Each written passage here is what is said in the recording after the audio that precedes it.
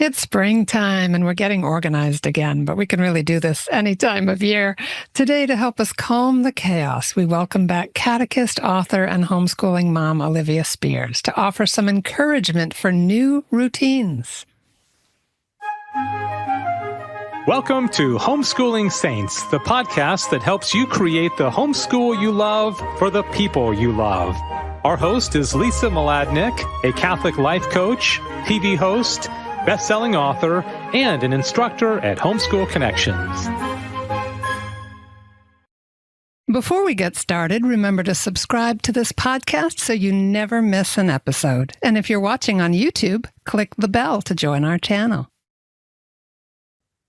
Hello and welcome to the show. I'm Lisa Mladinich, your host, and today Olivia Spears is back to offer some encouragement for the new routines you might be needing right now. Olivia, welcome back. I know I always seem to need a new routine in some part of my life.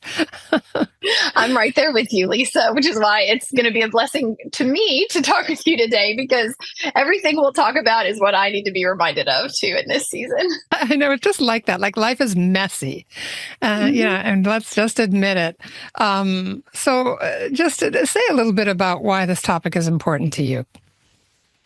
I think that we have, as moms, this beautiful gift and duty of stewarding our homes, right? Oftentimes, we're the ones who are formulating the schedule and keeping the home and making decisions about, who can do what, in terms of activity and what can the family life sustain. And this is such a beautiful stewardship that's a part of our vocations as wives and mothers.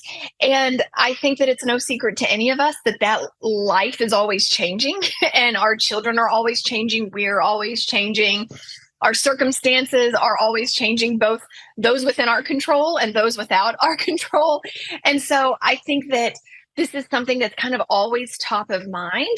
But talking about getting organized or being in a new routine can be overwhelming for us in different ways, depending on our personalities. And so I think that it's a topic that is worthwhile to spend simplifying and maybe providing to like a blueprint or a roadmap so that it doesn't feel so massive and inconquerable and constant. And instead of feeling kind of paralyzed by that inability to see the next step, having the next step helps us to do that stewardship in a heart posture of peace primarily, and not being afraid. And I think that changes the way that we show up in our homes and for our families. And that really shifts the whole feel of the way that our days run. Yeah, I remember years ago doing Fly Lady and getting a lot of the clutter out of my house and getting into routines. And for the first time in my life, and I was a late life mother, so I was in my 40s, the house felt peaceful. Yeah. That's Amazing. a big one. I don't mean that to say that it's in that condition now, mind you. But it was then because I was in some routines. Yes. Yeah. So what can we do to calm the chaos, Olivia? I think that it's kind of starting with understanding the purpose of routine is a good place to begin, because if we try to start a new routine without a lot of human motivation too, we can kind of stop, we can just stop trying more quickly. And so I think seeing that routine helps us order our days in God's peace is a great place to begin, because that's something that we all want, right? We all want peace in our own hearts. We want peace in our home. And so I think if we can see routine as an avenue for that peace, that kind of helps us not see it as one more thing to check off the list, or one more thing that I have to do this month, or one more thing that I have to research. If we can see it as an avenue of ordering our days in His peace, and then how that helps us receive His peace, at least for me, that's far more motivating than thinking, oh, this is just one more thing that I should do. It's like, no, I want His peace, and this is going to help us do that. And so I think that this is going to look different for people depending on their personalities. When it comes to routine, we all feel so different about it. We have our type A'ers who I would fall into that category, right? There's no feeling like having a new planner, or something like that. I love it. And I think our temptation when creating a new routine is to strong arm everything and everyone else, right, into our honestly perfectly laid out plan, and we can leave no flexibility for, like you said, the messiness of life, which is a gift from the Lord and an invitation into relying less on ourselves and more on him, right? So that's the challenge for the type A person. We may have no problem coming up with a routine or being motivated to get in the routine, but our invitation is to hold it, not grip it, to hold it loosely, and to see every interruption as an opportunity to encounter the Lord and the grace that he wants to give us for that present moment. And then I think we have our type B friends who might shirk at routine because it sounds so constricting and so suffocating, right? And I feel that even as a mom, because then you can kind of ask, well, what's the point anyway? It's always going to get, off the tracks. So why am I going to make force myself into a box? And I think that the invitation there is to see it as more of a cultivation, to see it more of like taking care of the garden of your home and not so much a cage, so that cultivation actually brings about freedom and the fruit that you really want. But it still allows you're in the open air and your hands are in the dirt and you're not afraid of getting, muddy.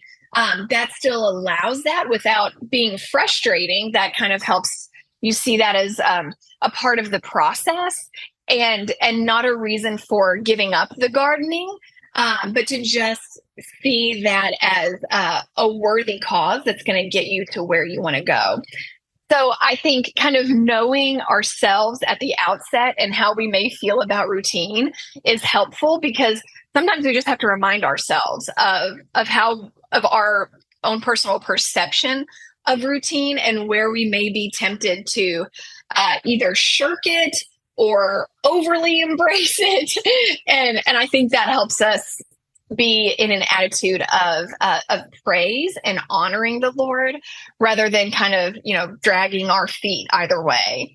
Yeah, and I love that you mentioned personality, because as a coach, I often see people trying to establish productivity habits without honoring their own unique needs or the needs of their household.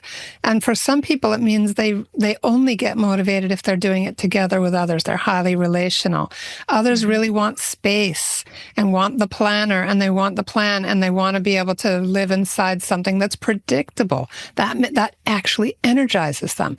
And so recognizing that in our homes, we have a lot of different personalities. There might have to be some flexibility. And some of the best experts do talk about that it's sort of a living framework that does adapt over time. So just step us into kind of where you begin to evaluate, because I love that you're not just saying, first, you may say some of these things, but it's not just about first you do this and first you do that. It's about some aspect of this that becomes habitual. That is something worth, as you said, cultivating. I love the image of the garden that requires some patience and stages of growth.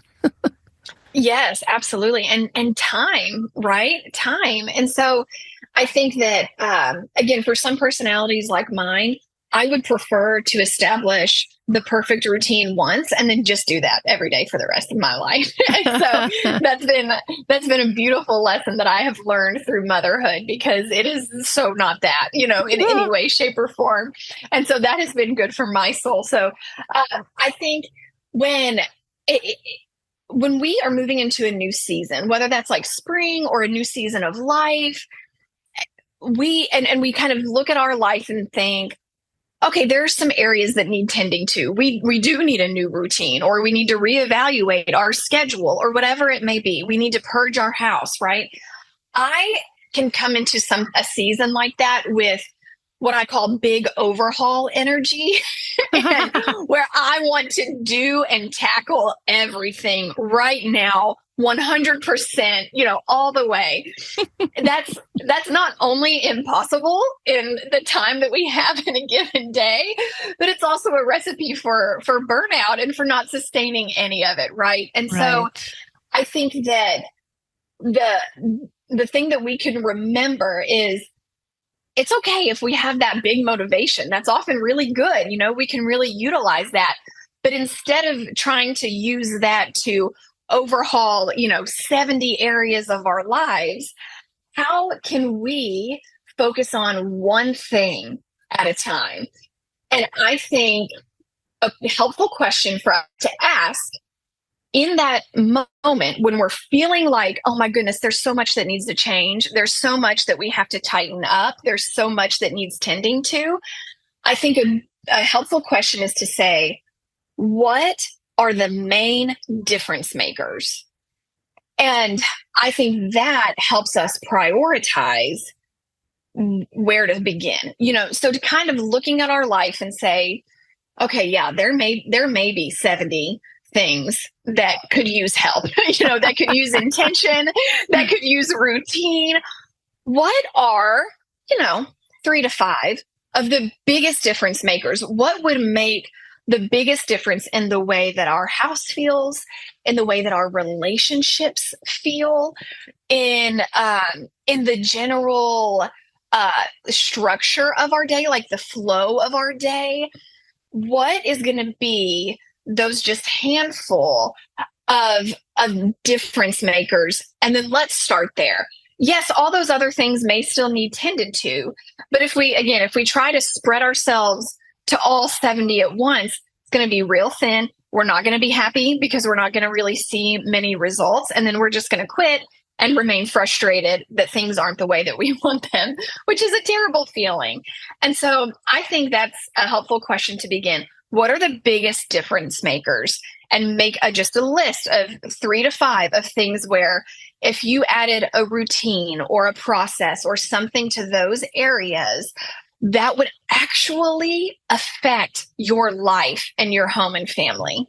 Yeah, and I'm thinking the moms and dads listening, or especially those who are in the trenches every day with the kids, whoever that might be, that in order to get the habit and the routine established, there may be some teaching, there may be a learning curve that might be messy for a while before people really grasp their roles. And what you just said was so interesting about there might be 70 things. That's at least it's how it feels.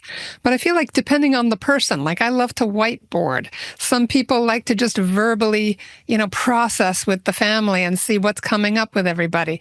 Like, would you say a little bit about what the process of finding those priorities to work on looks like for you anyway, or what you've seen? Yeah, I think that's a really helpful clarification too, Lisa, I kind of like to look at the main areas of our life and maybe choose one under each, and we all have this. We all have our main areas, and especially looking at, well, what's the pain point right now, right? Like, where's the pinch? Is the pinch that, you are completely wiped out at the end of the day, but not in like a fulfilling way and like a frustrating way?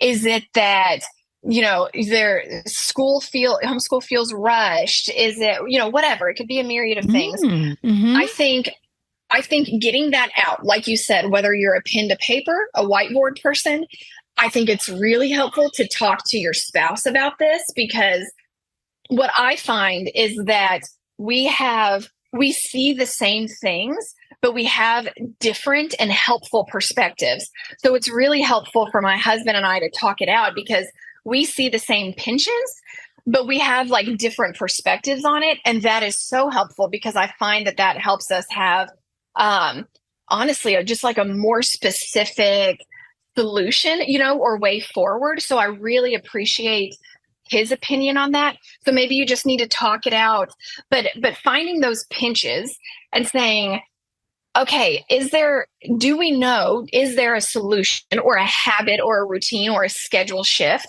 that we can make that would help mitigate that? And if so, then let's focus on that. And I think that helps us, really getting down to the nitty gritty of it, like you said, whether in writing or verbally, helps us to do that one thing at a time. Charlotte Mason, the educator Charlotte Mason, when she talks about habits, she talks about only focusing on one at a time.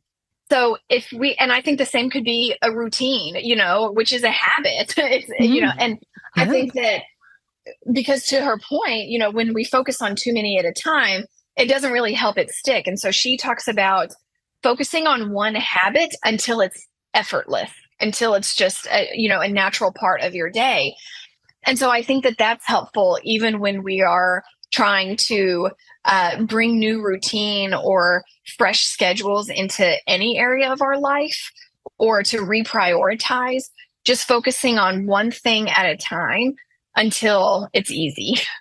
I love that. That's so important, isn't it? To just give ourselves a long game to play, to have a starting place. It's almost like, I just got this image in my head of the Wizard of Oz, where every long journey begins, like you got to start on the yellow brick road of what are we feeling? I love that you started with that, feeling the pinch, feeling exhausted but not fulfilled, or feeling like the schooling is rushed. Like you can start there in that place of the heart. And some of us are more want to think it out, process it out loud, as you said, and we can get to greater clarity that way by engaging with each other. We're going to have lots more on this, folks. We're going to take a short sponsor break. We're with Olivia Spears talking about encouragement for new routines.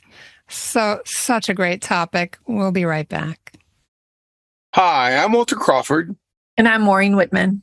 We are the co-founders of homeschoolconnections.com and proud sponsors of the Homeschooling Saints podcast, which is here to help you homeschool more joyfully, more easily, and more effectively. We want to thank you for listening. And we invite you to check out our courses at homeschoolconnections.com. And now, back to our program. All right, we are back with Olivia Spears, and she's giving us some encouragement for new routines. And I want to just say that I feel this sense of freedom lurking around the corner of this conversation.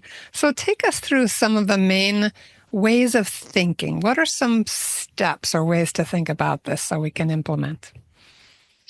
I think once we kind of know the main pain points, the pinch points, and kind of have identified those 3 to 5 the biggest difference makers, I think the best place we can start is asking the Lord, because truly this is the kind of freedom, to your point, that He wants for us.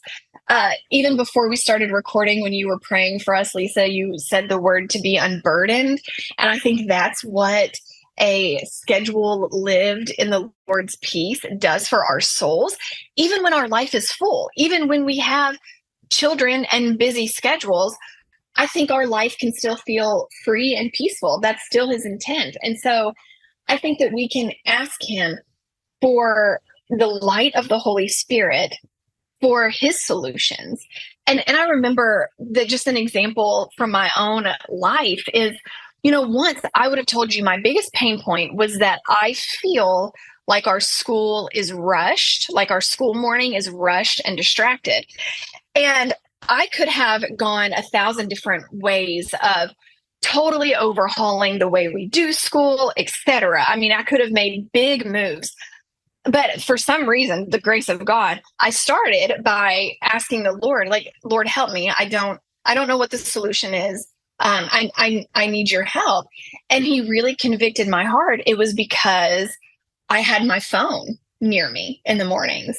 Ooh. And so I would be distracted by every text or notification. If I got frustrated during a long reading lesson with a child who was struggling to read, I would hop on my phone, because that would become some coping for me of don't get frustrated. But truly what it was doing, it was distracting me. And so our homeschool morning felt fragmented. Yeah. And wouldn't you know, when I just started putting it in the other room and on Do Not Disturb during our school hours, that solved that issue. So instead of me coming in with, we've got to do completely new curriculum, or we've got to change our whole, homeschool schedule, really the solution was rather simple. And so, but I wouldn't have known that if it weren't for the help of the Lord, you know? And so I Yes, think that that's a great point. some new routines, some schedule solutions do require big moves. But I think that it's really helpful for us either way to ask the Lord, what's the solution here, Jesus? What's the routine? What's the main thing? What are you asking of our family in this particular season? And I think that is that helps us get clear. It helps us get quiet, and it helps us also to keep our eyes on our own paper. You know, I think that we can look around at other families or other people and say, well, they're doing it this way and they seem great, so we should probably do it that exact same way too. And while there's always room I'm inspired constantly by my friends and, you know, by the way that they live their lives and the way that they order their lives. And that's really beautiful. And what that inspiration is meant to do is to lead me to the Lord and say, Lord, I'm so inspired by the way this girlfriend of mine structures her morning routine. Like, what do you want my morning routine to look like? You know, so I think that we often want to skip that step and we just want to copy paste, but we don't have copy paste lives or souls or families, you know? And so I think that we can take the inspiration that we get from other people, but we've got to bring it to the Lord and say, Jesus, you know my heart, you know my family, you know this season of life that we're in. What are you asking of us in particular in this particular season? Because that's where the freedom is going to come in, and that's where the sustainability and peace are going to come into play. So I think practically, you know, and we think that this isn't a practical step, but it really is, because the Lord is practical. You know, he's not afraid of our humanity. He knows our reality. And so when we need practical solutions, he's often very ready to help us see where those practical solutions are. And so I think that is a great place to begin, is by asking the Lord what his solution is for your particular pain point, for your particular family in your particular season. And I think we'll be rather surprised by what he shows us. Yeah, and I feel like just going through this process over and over and over and over again, right? You said in an earlier conversation I had with you that, I forget how you put it, but basically the body does teach the interior, right? And so as we're walking through these steps again and again, going through this process, there's something inside us that's shifting as we implement externally, right? We engage with the problem in the Lord, that he is constantly schooling us and drawing us closer to him. And we're gaining confidence that those pathways to him are fruitful pathways. And we're not so distracted by the phone or our own, you know, what's the mental clutter that's kind of coming from the world or whatever that might be. I love that. Yeah, absolutely. And I think that, you know, this story from my own life is coming to my mind of, there was one season where I was asking the Lord, Lord, how do you want me to move my body? Right. My time during the day is limited. There's so many things that I could or should be doing for exercise. Like what's going to be best? And I really felt like I was supposed to be walking. Well, anyone who has young children knows that walking with children is not not always aerobic. Necessarily. Yeah, not aerobic. We Unless stop one of them makes a break for rocks. Yes, exactly. So it's beautiful in one sense, but not exactly aerobic. And so I was just telling the Lord, how am I supposed to do this? You know, we really need a treadmill, but it's not in the budget. And I'm not kidding you. A week later, we were walking out our front door to go to Sunday Mass. And in our neighbor right across the street, in his driveway, was an old treadmill, sitting on the curb. And so after Mass, my husband went and said, hey, are you selling that? And he said, I just really want to get rid of it if you can move it. And so again, just like those the Lord is practical. And so now we have this old rusty treadmill that works in our garage and has allowed me to walk for years now. And so again, the Lord is immensely practical. So I think that if we're coming to him saying, hey, I feel convicted in this area, can you show me what the next step is? He's a father, and he provides miracles all the time. Wow. So I think that's important for us to remember is that he just really does care deeply about us and our families. And so when we're thinking about new routine, I think something that is helpful to remember that we don't always remember is to leave margin in our days and our life, to leave room for rest. And I think that's where a lot of us feel frazzled or overwhelmed by our schedule or lack of routine, is that we don't have those built-in times for rest, or we schedule things so back to back that then when the baby has a blowout or somebody has a meltdown, it all feels like it's falling apart, and nobody likes that feeling, right? And so I think when we're working on, routines or schedules, to leave margin for the messiness, like you said, to leave margin, because then it's far less frustrating. If we plan for it, then it's not as consuming or stressful when it actually happens.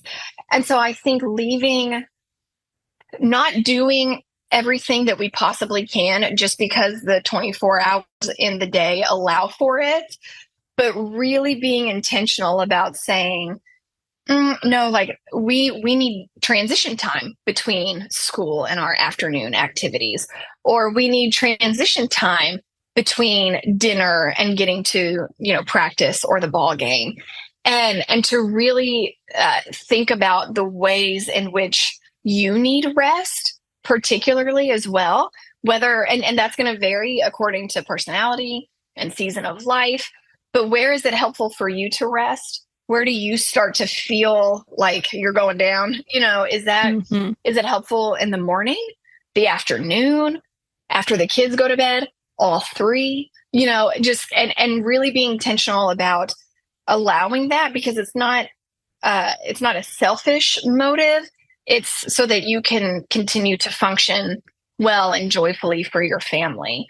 And so I think that is another step that we skip. I'm very guilty of it too, is just because we can do all these things in the schedule doesn't mean we should, because life without margin and rest is not honoring the Lord, according to his commands, and also is just a recipe for our own personal burnout. Oh, yeah. I'll never forget the semester where I realized belatedly, and my daughter was coming apart at the seams, that I had signed her up for way too many classes online. Fantastic classes. Like I was like a glutton for them. And we both planned it together. But then in execution, it was just too much. And initially, she felt like it was some failure on her part that I was taking her out of the ones that we chose that we realized were less priorities. But then I tried to just cast a light on, this was me. I really encouraged this, and this has been a learning opportunity for both of us, because without that margin, none of it could go well. She couldn't settle into anything or let something transform her way of thinking, because she was constantly worried about all the things. There were too many of them. And so that just resonated for me, just giving ourselves space to rest. Oh, yeah. And I think that's something that we have to revisit all the time, because I know this and I still do the opposite, right? Like we're doing that right now is reevaluating, looking into like next year, next semester, there's stuff that needs to go even off our schedule. And it's like you said, it's all good stuff, and we have reasons and purpose for being involved in them. But sometimes you just look up and you're like, oh no, it's too much. And I think that we do well not to beat ourselves up over that, but just to say, okay, it's just time to course correct, and I think it's helpful to, something that I've been learning. I wish I learned this earlier in my motherhood, but to not only ask the Lord about like ourselves and our life in general, but about each individual child too, because he's their father and he knows what they need best. And so that's what my husband and I are in a season of right now, is praying about each individual child and saying, all right, Lord, what does this child need in this season? Wow. And that's where we're going to focus our efforts. And even if it means saying no to all these other really wonderful opportunities or activities, we're going to focus on the one thing, even for those children. But I'm going to need to be reminded of that dozens and dozens of time throughout my life because our schedules have a way of filling back up, right? And so that's why it's just good to revisit considerations like this. Yeah. So a few things just to call out in order to create something that's sustainable and healthy and life-giving are allowing there to be some flexibility and margin, making sure that there's rest, noticing in prayer what God's priorities are, and really taking that time to listen and discern together about that, not to just be making checklists and trying to do it all on your own, but entering into that relational power of your sacramental life with your husband and with your private prayer. Anything else that you want to say about that? How do we make this work? Yeah, I think for a mom whose schedule is already full, even when it's not overstuffed, right? Even when it's not overstuffed, our life is full. And that's just a part of our vocation. And the Lord gives us the grace to be able to steward that. I think a helpful tool is habit stacking. So this idea of habit stacking is if there's something that you want to incorporate into your routine, is there a habit that you already have that you can kind of pin that new habit you want onto? So, for example, let's say a habit stack that really helped me years ago was I really wanted to pray the rosary more. I just was not praying the rosary. And I felt convicted, especially at that time, that it was going to just be a lifeline for me. But I was like, Lord, I don't have, 20 minutes to sit down with a rosary and pray it. And so what I looked at was, there's a rosary on podcast. We have all sorts of, wonderful things now. And I listened. I was already in the habit of when I did my afternoon tidy of the house, after our activities, but before I started dinner, I would always listen to a podcast.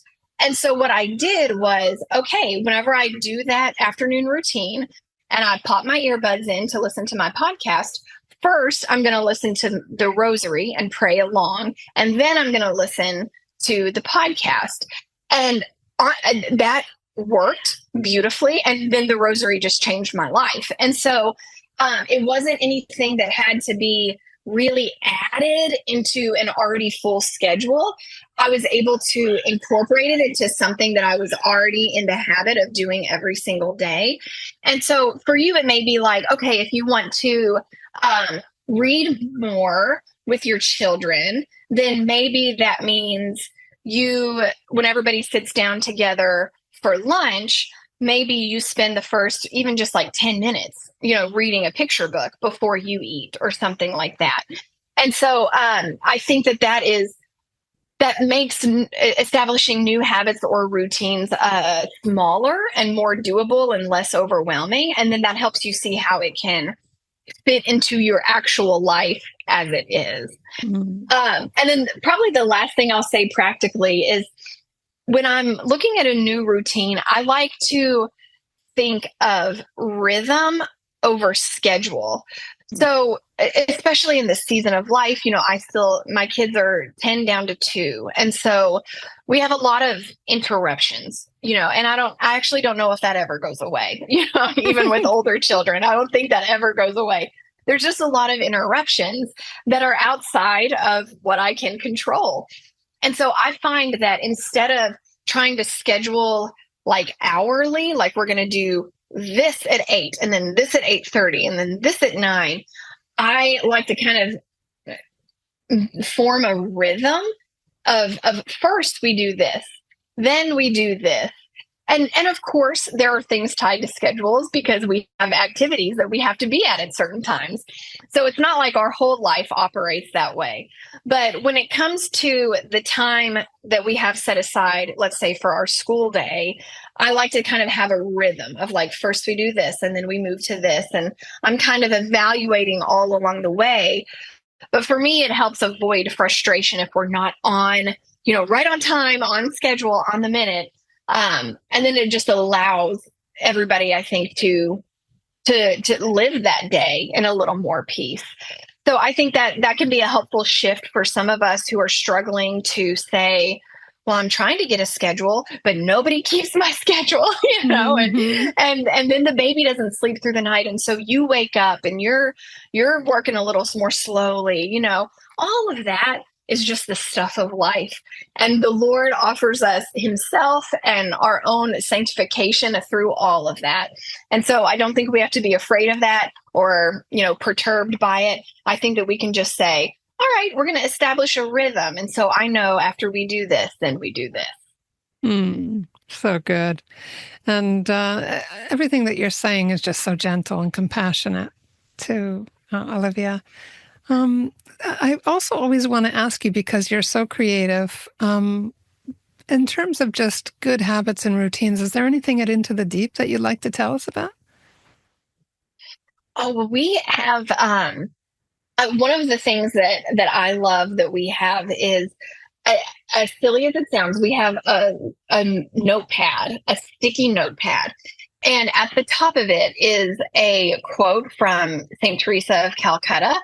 And it says, do the work with him and the work will be done for him. Oh. And that's where I make my little list every day. And I just love having that at the top because it's all in the little things that we serve him. And so whether I'm making a grocery list or a to-do list for the day or our school lineup, it helps me just remember when I do the work with him, when I turn my mind and my heart to him in everything that my hands set about that day, then the work is for him. And so that just helps me keep my eyes fixed on him, especially in those seasons that feel chaotic and we're trying to bring order to them. Oh, I love that so much. That's a great reminder. Sometimes just having something in your environment that you see all the time, Truly. it becomes a part of the way you think. Yeah, it's a big difference maker. Yeah. And is there anything else that you're just excited about that you're developing over at Into the Deep? I am. We have, we're getting toward the end of the school year now. So if you're starting to think about next year or, some resources that you might like to use, we have full year religious education curriculum. So full year catechesis for grades 1 through 9. And so I would love to invite you to come and check those out.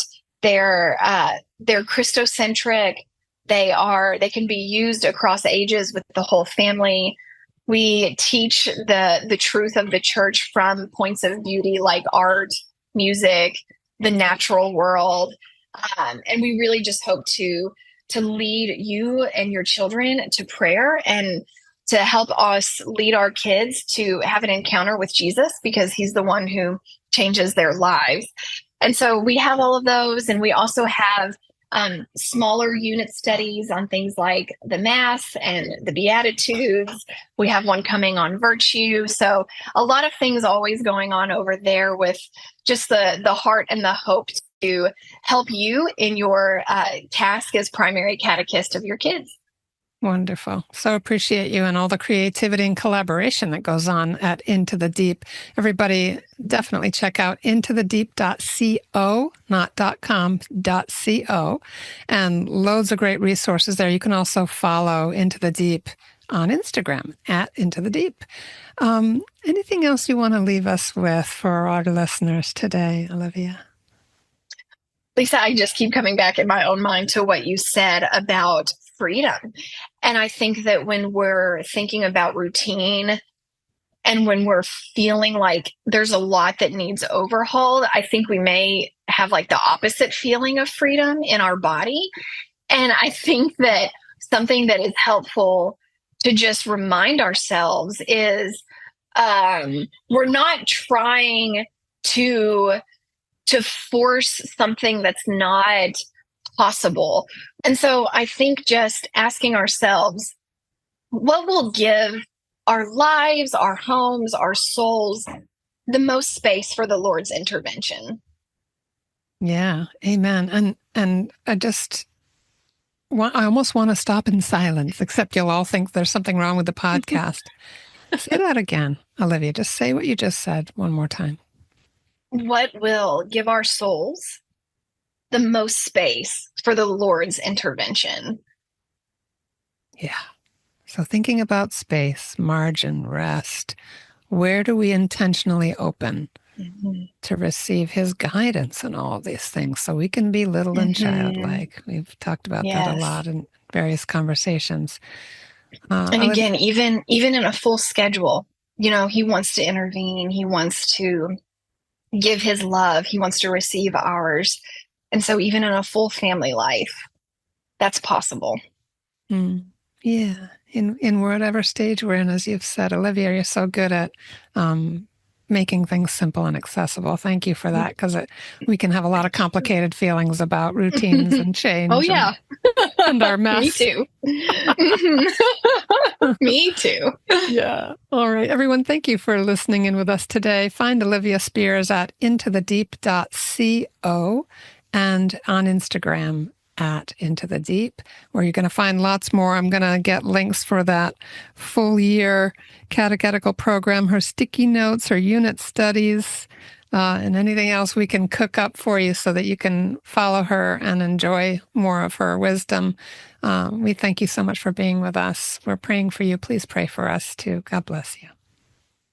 And that's our show for today. Our program is sponsored by homeschoolconnections.com. Be sure to subscribe to Homeschooling Saints and leave us an honest review. God bless you, and thank you for joining us.